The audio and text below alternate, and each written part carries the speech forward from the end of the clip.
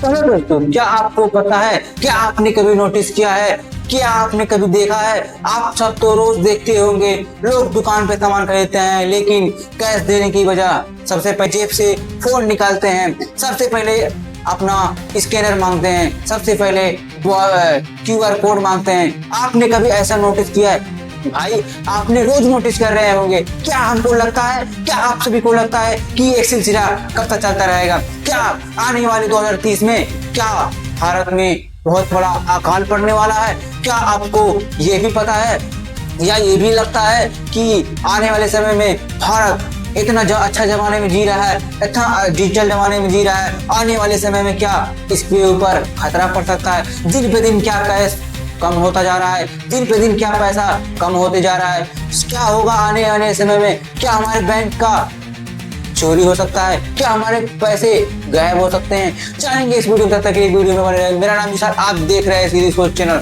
आप सभी को ये बात सोचकर, ये वीडियो देख के, ये थंबनेल देख के ये बात जरूर समझ में आ जाए होगी कि वीडियो में कुछ तो जरूर होगा। आखिर वीडियो में ऐसा क्या होने वाला है कि हमें वीडियो को पूरा देखना चाहिए। तो हम वीडियो को शुरुआत करते हैं। आजकल आप सब कहीं भी जाते हैं, कहीं कुछ भी खरीदते हैं, सबसे पहले भैया स्कैनर दीजिए, स्कैनर में पेमेंट मारते हैं।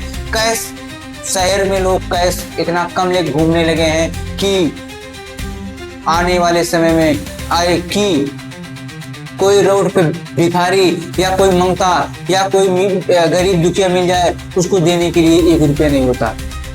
लोग ऐसे जमाने में जी रहे हैं जो पैसे निकाल कर 1 रुपया किसी को नहीं दे सकते हैं। यही सही है, आप कितना भी पैसा कमाओ, कितना भी कुछ करो, लेकिन अगर किसी को 1 रुपया, किसी भूखे को खाना ना खिला पाओ, किसी को रोटी ना दे सको, किसी को कपड़ा ना दे सको, क्या यही सही है? ऐसे पैसा किस काम का है बताओ? ऐसे पैसे किस काम का है? जहां देखो तहां स्कैनर, जहां देखो तहां ऑनलाइन पेमेंट। आप सब अपने आपको ऐसे बना रहे हैं कि अपने आप को ऐसे बना रहे हैं कि आने वाले समय में आप इतने बड़े धोखे में पड़ने वाले हैं कि कह सकते हैं कि अकाल पड़ने वाला है, बवंडर आने वाला है। तो हो सकता है, ये बात बताई गई है वैज्ञानिकों के द्वारा, रिसर्चों के द्वारा ये बताया जा रहा है कि आने वाले समय में 2030 तक भारत भले इतना डेवलप है, भारत भले इतना ही सत्य है, भारत भले ही इतना डिजिटल जमाने में जी रहा है, लेकिन कहीं जहाँ सुविधा है वहाँ हानि भी है, जहाँ लाभ है वहाँ हानि भी है, जहाँ सुविधा है वहाँ असुविधा भी है, लेकिन हम लोग नजरअंदाज कर देते हैं। लेकिन आप सब उस चीज को नहीं पकड़ पाते हैं, अच्छी सुविधा पाने के चक्कर में लोगों को कुछ नहीं कर पाते हैं। आप सब इतने डेवलप हो रहे हैं धीरे धीरे, आप सब उनको, उस गरीब को नहीं देख रहे हैं, उस छोटे लोगों को नहीं देख रहे हैं, छोटे लोगों को कदर नहीं कर रहे हैं, जेब में 1 रुपये लेकर नहीं घूम रहे हैं। जहां देखो तहां online payment, online booking, online train ticket, online बस टिकट, ऑनलाइन कपड़ा, ऑनलाइन पैसा, हर चीज ऑनलाइन, हर चीज ऑनलाइन। क्या ऐसा भारत में हो सकता है कि हमारा बैंक कोई हैक कर ले? अगर मोबाइल किसी दूसरे देश से आ रहा है, अगर किसी दूसरे देश से प्लेटफॉर्म बन रही है, अगर किसी दूसरे देश का UPI चल रहा है, अगर किसी दूसरे देश का ऐप चल रहा है, उसमें तुम पैसे रख रहे हो, उसमें सब कुछ कर रहे हो, तो हो सकता है आने वाले समय में हमारा बैंक खाली हो जाए। क्योंकि अंग्रेजों का जो जाल होता है वो बहुत बाद में समझ में आता है, वो पहले नहीं समझ में आता। वो जब अपना जाल पहले बिछाता जाता है, बिछाता जाता है। पहले हमारे देश में मसाला लेकर आए, हमारे लोगों को खिलाएं, खिलाने के बाद सारा सौदा लेकर चले गए। कैसे लेकर चले गए? आए, यहाँ के लोगों को बुड़बक समझा, यहाँ के लोगों को पागल समझा, मसाला देते थे, ये सब सोना देते थे। सब समझ में आया कि ये आने वाले समय में जो सोना है बहुत महंगा होने वाला है, हमको यहाँ से सब चुरा कर लेकर जाना है। और उसके बाद यहाँ पर लोगों के साथ रहते रहते वो सबको इतना पता चल गया कि जो यहाँ के राजा हैं वो मंदिरों के नीचे सोना दबा के रखते हैं। धीरे धीरे धीरे धीरे धीरे यहीं पर रहते अपना जाल बिछाते सब जाल में भर के लेकर चले गए। आज उसी देश को खोखला करके चला गया। अब जब धीरे धीरे फिर डेवलप हो रहा है और तुम कहते हो कि मैं आजाद हूँ, 1947 से मुझे आजादी मिली है, तो तुम आजाद नहीं हो। तुम यहाँ पर आए हुए अंग्रेजों से आजाद पाए गए हो, लेकिन उनके जो ऐप्स है, उनके जो डिजिटल जमाने में ऐप्स चल रहे हैं, जो प्लेटफॉर्म चल रही है, उनसे आजाद नहीं हो। उनसे तुम आजाद नहीं हो। मान लीजिए तुम गोली बारूदों से बच सकते हो, लेकिन इनके ऐप्स से नहीं बच सकते। अगर जिस दिन तुम्हारा ऐप ने तुम्हारा इंफॉर्मेशन लीक किया, उस दिन तुम साफ। पैसा नहीं देगा कहाँ जाओगे? किसके द्वार पे जाओगे? किसके द्वार पे जाओगे? जिस दिन ये सब अंग्रेजों ने आपके पास जीमेल आईडी चला रहे हो ना, एक कड़वा सच बता रहा हूँ, अगर आपने जीमेल आईडी चला रहे हैं तो आप एक जीमेल आईडी नहीं चला रहे हैं। मुश्किल से उस पे एक मोबाइल में 2 या 3 जीमेल आईडी बनी होगी, और उसमें से 3 जीमेल आईडी पकड़ लीजिए। एक भारत में कितनी करोड़ की आबादी है? भारत में लगभग 150 करोड़ की आबादी है। सबके पास 2 3 जीमेल आईडी है। मान लीजिए 3 जीमेल आईडी एक लोग के पास है, 450 जीमेल आईडी हो रहा है। अगर 450 करोड़ जीमेल आईडी हो रहा है, बताओ, अगर 450 करोड़ हो रहा है, अगर वो 5 रुपए एक जीमेल आईडी का लेने लगे तो क्या करोगे तुम? क्या करोगे? 4 5 से 20, 5 चौक 20, 2200 करोड़ रुपए एक दिन में उठाने जा रहा है वो। 2200 करोड़ कहाँ से ले जाएगा? भारत से तुम्हें से तो ले जाएगा।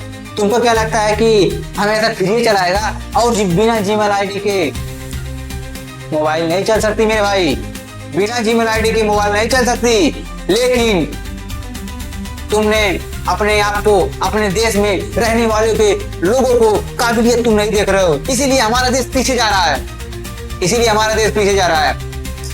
हमारे देश में टैलेंट तो बहुत है, टैलेंट की कमी नहीं है, लेकिन यहाँ कदर करने वालों की कमी है।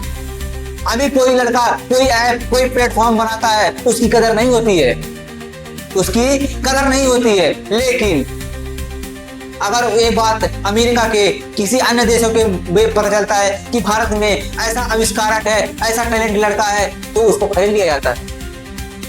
भाई इस लड़के को 35 लाख का पैकेज दो, 40 लाख का पैकेज दो, 50 लाख का पैकेज दो, खरीद लिया जाता है। लेकिन हमारे देश में उसका कदर नहीं होता। यही दुर्भाग्य हमारे हम लोग का, यही हम लोग का दुर्भाग्य है ना।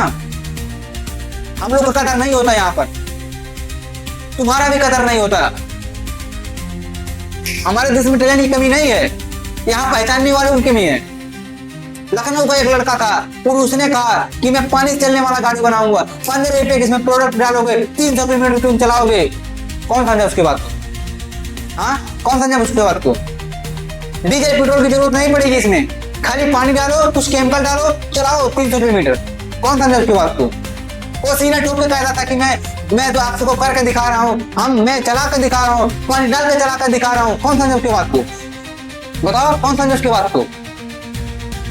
उसको 35 लाख का पैकेज आया कि भाई तुम मेरे देश में आओ, यहाँ पर तुम काम करो, मैं तुमको इतना लाख रुपए महीना दूंगा। वो बंदा कह रहा कि मैं हिंदुस्तान का हूँ, मैं अपने देश को कभी छोड़ के जा नहीं सकता, लेकिन मैं कभी नहीं जाऊंगा, मैं भले मेरे टैलेंट कोई ना पहचाने। ऐसे वाला देश का सिस्टम, और यहीं पर लोग रह रहे हैं, कह रहे हैं कि मैं अपना देश नहीं छोड़ के जाऊंगा, तब भी लोगों को उनके टैलेंट दिखाई नहीं दे रही है।